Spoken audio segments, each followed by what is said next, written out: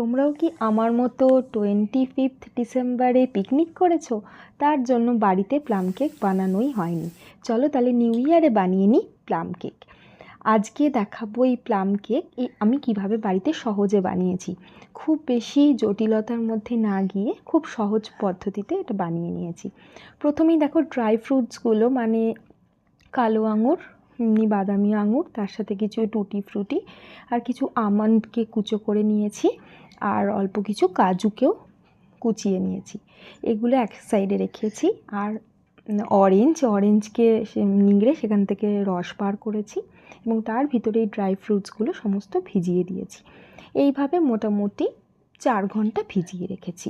এরপর একটা caramel sauce বানিয়ে নিয়েছি। আমি এখানে 1 কাপ গুঁড়ো চিনি নিয়েছি। যেহেতু আমার বাড়িতে গুঁড়ো চিনি ছিল, দোকান থেকেই গুঁড়ো চিনি কিনেছিলাম সেই কারণে। নয়তো তোমরা দানা চিনিকে গুঁড়িয়েও নিতে পারো। যদি দানা চিনি গুঁড়িয়ে নাও সেক্ষেত্রে 2/3 কাপ চিনি নিলেই হবে 1 কাপ ময়দার জন্য। আর যদি গুঁড়ো চিনি নাও, গুঁড়ো চিনির মিষ্টত্ব একটু কম থাকে, সেই কারণে আমি 1 কাপ নিয়েছি এবং তাতে 1 টিস্পুন জল দিয়ে ক্যারামেলাইজ করেছি। যখন ক্যারামেলাইজ হয়ে গেছে তারপর 1/2 কাপ জল এতে দিয়ে দিয়েছি। এই জলটা দেওয়ার সময় কিন্তু খুব সাবধানে দিতে হবে, প্রচণ্ড ধোঁয়া হয় এবং একটা অদ্ভুত আওয়াজ হয় একটা।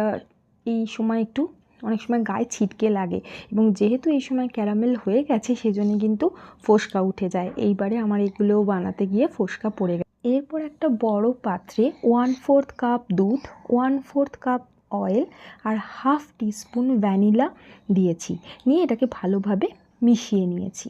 এবার এর ওপরই একটা ছাঁকনি পেতেছি এবং এর মধ্যে 1 কাপ এবং 1/8 কাপ ময়দা দিয়েছি। ঠিক আছে, এই 1/8 কাপ, এই ক্লিপটা বাদ চলে গেছে, কিন্তু এই হিসেবটা তোমরা একটু মাথায় রেখো। আর তার সাথে সাথে 1 টিস্পুন বেকিং পাউডার দিয়েছি আর 1/4 টিস্পুন বেকিং সোডা দিয়েছি। এই জিনিসগুলো অবশ্যইভাবে চেষ্টা করবে যে মেজারিং কাপে মেপে দেওয়ার, তাতে কিন্তু পারফেক্ট হয়। এমনি চামচ বা বাটিতে মেপে দিলে কিন্তু একটু অসুবিধা হতে পারে। তারপর একটা স্প্যাচুলা দিয়ে ভালো করে ছেঁকে নিয়েছি।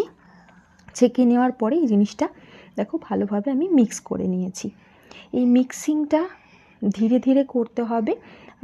এই মিক্সটা করার পরে এর মধ্যে ওই ক্যারামেল সসটা যেটা ঠান্ডা হয়ে গেছে সেটা ধীরে ধীরে দিয়ে দিতে হবে, অল্প অল্প করে দিতে হবে এবং মেশাতে হবে।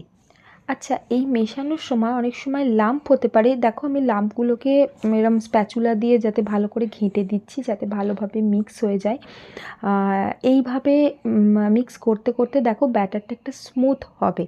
আচ্ছা, এই জায়গায় বলে রাখি, অনেক সময় এই জায়গায় যদি মনে হয় যে ব্যাটারে আরও একটু লিকুইড হলে ভালো হতো, তখন কিন্তু দুধ অ্যাড করো না এই সময়।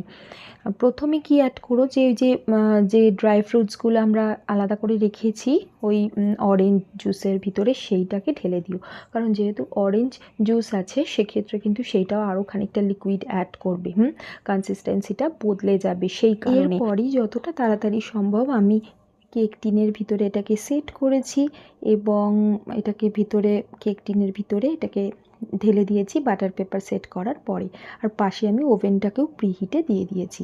আচ্ছা, ওভেনে প্রিহিটের জন্য আমি কড়াতেই করেছি এবং তার ভিতরে আমার বেকিংয়ের জন্যই যে সল্ট ইউজ করি সেটাকেই বারবার ইউজ করি, সেটাকে দিয়ে একটা স্ট্যান্ড দিয়ে এটাকে হিট হতে দিয়েছি।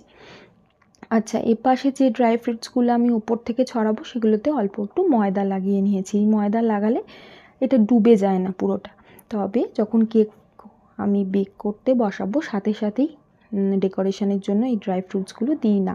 প্রথম 10 মিনিট একটুখানি হাই হিটে একটু বেক হয়ে যায়, তারপরে ফ্লেমটা কমিয়ে দিই এবং দেখো উপর থেকে এই ডেকোরেশনের জন্য যে ড্রাই ফ্রুটসগুলো সেগুলোকে ছড়িয়ে দিচ্ছি।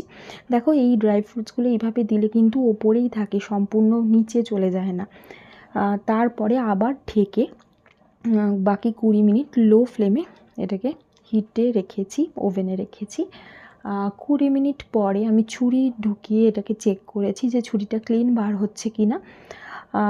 দেখো যে কেকটা কত সুন্দর ফুলেছে এবং কালারটা এত সুন্দর এসছে, কিন্তু এই সময় আমার মনে হলো যে ছুরিটা খুব একটা ক্লিন হয়নি, একটু মাঝখানটা হওয়া বাকি আছে, সেই জন্য আরও একটু ঢেকে আরও 5 থেকে 7 মিনিট হতে দিয়েছি এবং আবার ছুরি ঢুকিয়ে চেক করে দেখলাম যে এবার ছুরিটা ক্লিন বার হলো। এবার ওভেন থেকে মানে কড়া থেকে বার করে নিয়েছি।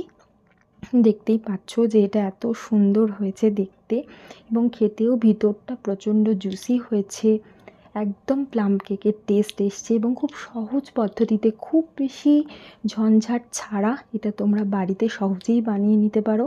আমি নিজে এই কেকটা বাড়িতে বানালাম এবারে এবং আমার বাচ্চা, সেও খুব পছন্দ করেছে খেতে। আশা করি তোমাদেরও ভাল লাগবে। বাই।